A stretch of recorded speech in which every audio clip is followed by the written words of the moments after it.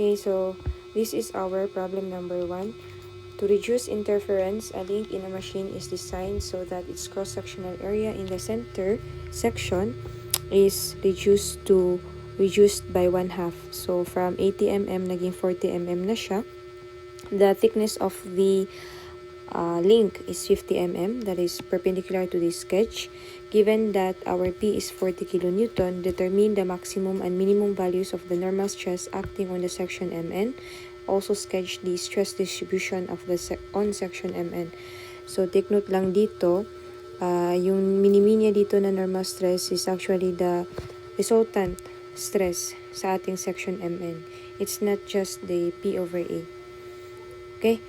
So, pag ito ang ating section, okay, ikakat natin to, and then let's say, consider natin yung left side. Obviously, meron tayong axial load, no? Internal axial load. So, that will occur doon sa centroidal axis natin. So, tawagin natin din siyang, it's equals to P, no? By equilibrium, looking at the left side of the equation. Kung P dito, so P din dito. So, this is equals to 40 kilonewton. Okay? Now, tingnan nyo class yung figure. So, ang figure natin, yung P natin dito na 40 kilonewton, it's not actually aligned on the centroid of the cross-section MN. Diba? Kasi yung cross-section MN natin, ipaharap natin class, ito siya. No? While yung P natin, side view na lang, ito yung section MN. So, mayroong P dito. So, obviously, makaka-create tayo ng moment. May moment, internal moment tayo at section MN. Diba? So, meron tayong moment, and looking at the left side of the link, okay, looking at this one, so this moment here, gaganon siya sa ating centroidal axis ng section MN. So, to counter that, kailangan ang moment natin is pa ganito, right?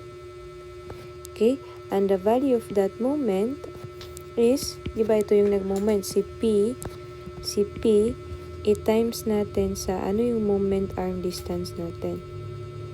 Okay, ang moment arm natin is, di ba, ipa-moment natin siya about the centroidal axis of the section. Yun yung nasa procedure ni Hibbeler, ha. The moment should be about the centroidal axis. So, the distance of P papunta sa centroidal axis ng section MN is actually half of 40 mm. So, 20 dito and then 20. So, tawagin natin yan as C. Kasi, from the section MN, kung titingnan natin, ito yung harap class nitong side view na section MN. So, note that ang kakapal niya 50 and then 40 dito, di ba? And then 40 dito. So, dito natin ipa-moment yung P. So, ang distance ng P ay ito yung section MN. Ito lang pala. Sorry. Erase ko, ha. Ito yung section MN. Okay, so ito lang siya dito. Ito hindi yan. Hindi to kasama. So, sa section MN natin, this is, ito yung kanyang neutral axis. So, from the neutral axis to the outermost fiber, that is our C. And since rectangular to, C rin yan. So, ang ating P, magmo-moment papunta dito sa centroidal. So, it's just equals to P times C. Yung value ng ating internal bending moment. Okay? So, ang P natin is 40 kilonewton or 40 times 10 to the 3 newton, while our moment is 40 times 10 to the 3 newton, i-multiply sa C na 20 mm. Okay? Now, next, i-drawing natin ang, nalaman na natin yung value, di ba? I-drawing natin yung stress distribution. Okay, due to P, okay, so this is a normal force, So if this is section MN, so ang magiging distribution is uniform. And in this case, ang nature ng P natin is tension. Okay? So the value of this is P over A. Then due to M, which is equals to PC, so diba that's a clockwise na moment. So happy, it means compression on top of the neutral axis and then tension below. So i-follow na lang natin yung ganito na diagram. So i-change lang natin is yung arrow. Ito naman siya. Then what is the value of this? MC over I, negative siya for compression, and then positive MC over I dyan. Okay? So, ang resultant natin dito is anong magiging itsura? It depends kung sino yung mas malaki. Probably ganito, no? Kung malaki yung MC over I kaysa sa P over A, may matitira pa dito na compression, pag ganyan. Okay. Then, hindi natin alam saan siya ma-zero. If this is the neutral axis, hindi talaga sa neutral axis ma-zero. Okay. And then, meron tayong ganito. So, rough estimate pa lang to, i-verify natin mamaya kung totoo to siya. But, eto daw, negative and then positive. Mas mabuting wag na lang nating i-drawing para hindi tayo ma-confuse. Wag muna nating i-drawing. Kunin na lang natin yung magnitude para accurate na yung pag-drawing natin. Okay. So, using our formula, since this is just a combined axial and flexural stress, so ang ating resultant stress is the summation of the axial plus minus the algebraic sum of the axial and the bending stress. Okay? And note that ang pinapahanap sa atin is the maximum and minimum values. So, dalawa lang yan. Pag maximum, PUs, kasi alam natin na yung sigma A is P over A, and alam natin na yung P dyan is tension, so positive talaga to, diba? So maximum kung positive ang ating sigma B, and then minimum naman siya kung minus sigma B. Or ano yung sigma B natin ulit? That's M, kung maximum, so doon na sa outermost fiber. So, MC over I, while this one is MC over I also. Diba? So, kailangan natin yung mga area, the moment of inertia. Okay? So, ang area natin is, looking at this section, ito class, yan lang yung area natin is 50 by 40 mm, and that is 2,000 mm squared. And then, we have our I.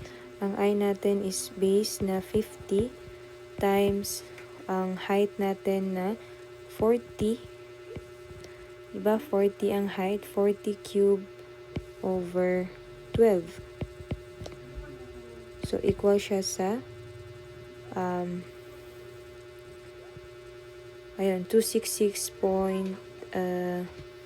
266,666.667. Ang unit nito is mm to the 4, di ba? To the 4 yan, and then kung gusto nating gawing meter to the 4, which is yan na lang, sa mm na lang, mas maganda yan, okay? So, after makuha yung I, yung C, ano yung C natin? From the neutral axis to the outermost fiber, so that is half ng 40, so 20 mm. Okay, 20 mm. Now, we are ready. Let's compute for the sigma max. Ang sigma max is P which is, ano yun? P natin is 40 times 10. 40 times 10 to the 3. And then, over area. Ang area natin is 2,000. And then, plus. Do not forget that our M is this one. So, plus 40 times 10 to the 3 times 20. Okay? And then, M lang yan. Meron pa tayong C. So, magiging dalawang C squared all over our I. Ang I natin na 266,666.667. So, you have equals to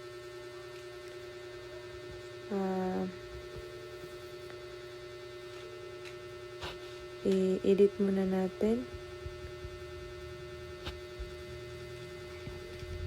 6.667 equals, you have 80 megapascal. Wow, direct niyang sinusolve yung value, no need to use calculator. So 60 megapascal. Bakit na change?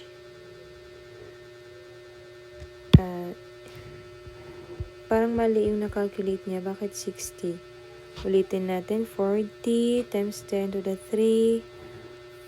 2,000.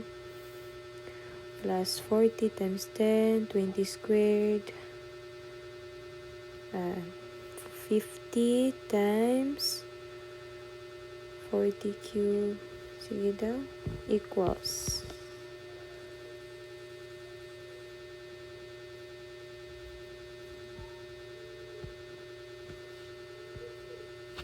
Equals 80. So, 80 megapascal. So, tama, 80 megapascal. Bakit niya change into 60? 80 yun class, 80.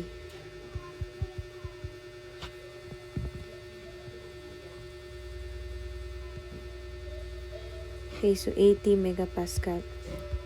Okay, so next we have sigma mean. So, ang sigma mean natin, ang ma-change lang class is yung sign. Magiging minus na siya. So, 40 times 10 to the 3 times 20 squared all over 266,666.667 equals, you have negative 40. So, i-kuan ko na lang para hindi na niya i-change. 80 megapascal. Tapos, ito, negative 40 megapascal. Okay? So, I have to box this one, 80 megapascal. And then, negative 40 megapascal. That's our maximum and minimum. So, in drawing, balik tayo sa drawing, ang magiging itsura is, di ba yung minimum is, ang ginamit natin is yung minus. So, dito siya sa taas. P over A minus MC over A. And it turns out the value is negative 40. So, negative 40 siya. And then, di ba, mag-0 yan up to a certain point. Then, yung sa tension naman, which is 80 yung dito. So, twice the length of this one. So, mahaba. Okay? So, kung ito-drawing natin yan, ulitin ko, you have this one. Then, that one. Okay. Neutral axis is somewhere here. So, negative 40 megapascal. Pag ganon, ang mga arrows. And then, this one. Papunta dyan with a value of 80 megapascal. Okay? And then, it will be very helpful or mas maganda rin kung i-compute natin ilan to. At what distance mazezero ang ating stress. Note ha, hindi talaga yan sa neutral axis. So, ang gagawin natin, ratio and proportion tayo by similar triangles. Pwede tayong mag-similar triangle kasi di ba itong figure na yan, ganito yan siya dapat. I-transfer lang natin ito, ginawa natin papunta dyan, di ba? So, mag-ratio and proportion tayo by similar triangles. Ito is D, and then ito hanggang dyan is 40. Okay? And then it follows that ito hanggang dito is 40 minus D. So, you have this triangle here, ito, 40 over D, yung kanyang height, and then itong triangle naman using 80 over 40 minus D. Okay, so isolve natin ang D. So, then 40 times 40 minus D equals to 80 D. So, solving for D, ang lalabas is 13 point something. 13.33. 13.33. That is in mm. Kasi megapascal yung kuha natin. Okay, so 13.33 mm. Okay? So, ito ang ating sagot for problem number 1. I-drawing nyo lang ulit yung stress distribution. Okay? So, that's it.